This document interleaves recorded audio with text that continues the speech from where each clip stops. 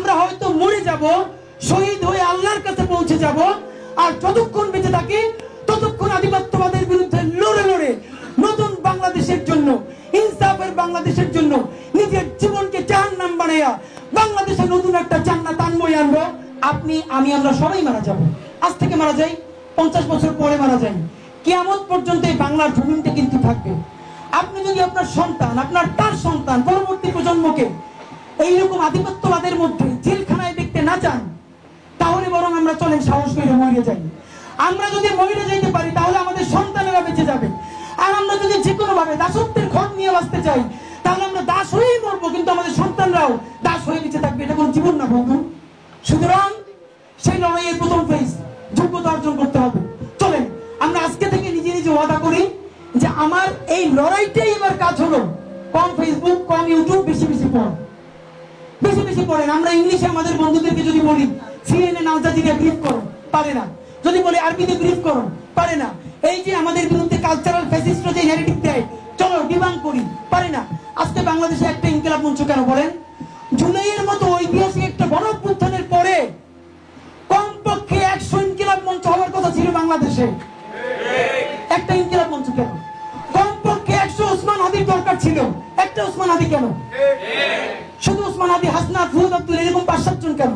শহীদ হয়েছে 1400-র বেশি, লড়াই করবে এই 3-4 জন। আমাদের যোগ্যতা কোথায়? সুতরাং আপনাদের প্রতি বিনীত অনুরোধ, ভাইরা চলেন আমরা নতুন বাংলাদেশ বিনির্মাণে আমরা নতুন করে পড়াশোনা, আর হ্যাঁ শুধু বই পড়া না, সিনেমা দেখা, দুনিয়া বোঝা, কিন্তু বাংলাদেশ প্রশ্নে নতুন করে ভাবতে শেখা। আপনারা যদি এই আলোচনা শুরু করেন তাহলে এমন কোন শক্তি নাই যে চিরতরে আমাদেরকে আবার দিল্লির পায়ের তলে ঠেলে দিতে পারবে ইনশাআল্লাহ। সুতরাং আপনাদের কাছে বিনীত অনুরোধ, শুধু এই অনুরোধটা যে যেদিন আমরা ডাক দিব আপনারা চূড়ান্ত ভাবে, আমরা চাই সেই প্রতিরোধটা যেন আবার বরিশাল বিশ্ববিদ্যালয় থেকে শুরু হয়। আমরা আমাদের বন্ধুরা বিশ্ববিদ্যালয়ে পড়াশোনা করতে গেছে, এর মানে সে স্বাধীনতা সার্বভৌমত্বের বন্ধক দিয়ে বিশ্ববিদ্যালয়ে যায় না। সে তার প্রেজেন্টেশন দিবে, অ্যাসাইনমেন্ট করবে, লেখাপড়া করবে, আবার যখন দেশের জন্য জান দেওয়া লাগবে সে সবার আগে দেশে নামবে ইনশাআল্লাহ। সুতরাং যদি কোনো এজেন্সি, যদি কোনো বাহিনী আওয়ামী লীগকে পরবর্তী নির্বাচনে নৌকা সহ ফিরে আনার বুদ্ধি করো, আবারও বলি তোমাদের একমাত্র পরিণতি হবে দিল্লি ছাড়া তোমরা আর বাংলার জমিনে জায়গা পাবে না। দেখেন এই যে নতুন বাংলাদেশ প্রশ্নে আমরা একটা কথাতে সততার সাথে বলি, আগে সবাই আমাদেরকে পাকিস্তান পাঠানো হয়েছে।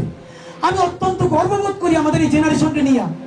আমি গত 1 বছরে কাউরে দেখি নাই কোন আওয়ামী লীগকেও আমরা বলছি যে ভারত পাঠিয়ে দেওয়া হবে। তারা বাংলাদেশের ভূমিপুত্রকে পাকিস্তান পাঠাইতে চায়, কিন্তু তারা গণহত্যার পর আমরা তাদেরকে ভারতে পাঠাইতে চাই না। আমরা বলি তওবা করো, মাফ চাও, নতুন বাংলাদেশে বিনির্মাণে অংশ নাও। সুতরাং আপনাদের প্রতি বিনীত অনুরোধ, বাংলাদেশ যখন ডাক দিবে আপনারা বুক পেতে দাঁড়াবেন। তার আগ পর্যন্ত পড়াশোনায়, সাহিত্যে, সংস্কৃতিতে, মনস্তত্ত্বে নতুন বাংলাদেশ বিনির্মাণের জন্য আজকে থেকে আপনি আপনার নিজের বিপ্লব শুরু করবেন ইনশাআল্লাহ। করবেন না আপনারা?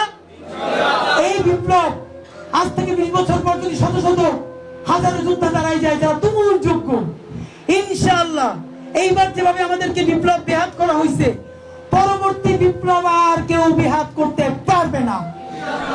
সুতরাং ইনকিলাব মঞ্চে যারা বরিশাল বিশ্ববিদ্যালয়ে কাজ করে তাদেরকে আপনারা আপনাদের সাধ্যমতো সহযোগিতা করবেন। ঢাকায় আসলে অবশ্যই ইনকিলাব কালচারাল সেন্টারে 1 ঘন্টার জন্য হলেও আসবেন। ইনকিলাব কালচারাল সেন্টারের মতো বাংলাদেশের প্রত্যেকটা জেলায়, বিশ্ববিদ্যালয়ে আপনারা নিজেরাও কালচারাল সেন্টার করে তোলেন।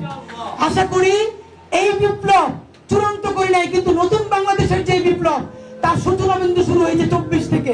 আমরা থামবো না, আমাদেরকে থামানো যাবে না। আমরা হয়তো মরে যাব, শহীদ হয়ে আল্লাহর কাছে পৌঁছে যাব, আর যতক্ষণ বেঁচে থাকি ততক্ষণ আধিপত্যবাদের বিরুদ্ধে লড়ে লড়ে নতুন বাংলাদেশের জন্য, ইনসাফের বাংলাদেশের জন্য নিজের জীবনকে জাহান্নাম বানাইয়া বাংলাদেশে নতুন একটা জান্নাত আনবই আনবো। বাংলাদেশ জিন্দাবাদ, ইনকিলাব জিন্দাবাদ।